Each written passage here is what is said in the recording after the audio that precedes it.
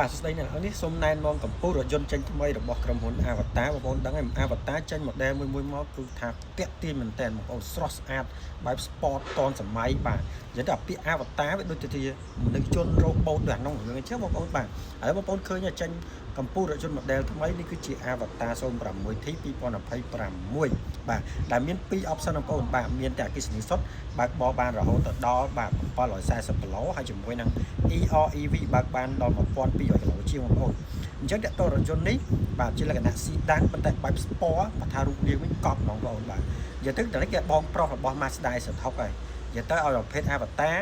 គឺជាបងរបស់ Mazda ចេញមួយផ្ទុះ Avatar នីមួយក៏ផ្ទុះដោយ Avatar 07 Avatar 11 12ចឹងបងប្អូនគឺទំនើបតនសម័យមែនតើបាទហើយអេក្រង់ Avatar 01T រហូតដល់34ចុចបាទ 4K ទេបងប្អូនកប់មែនតើមកលាតសន្ធឹកពេញតែម្ដងបាទហើយតាក់ទងនឹង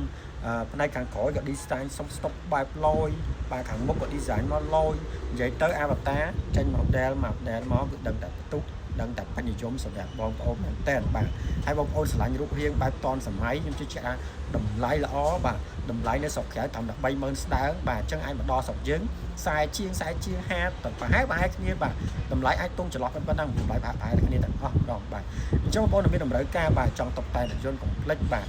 EV collection តំណែងតម្លៃតំណែងទាំងគុណភាពជូនបង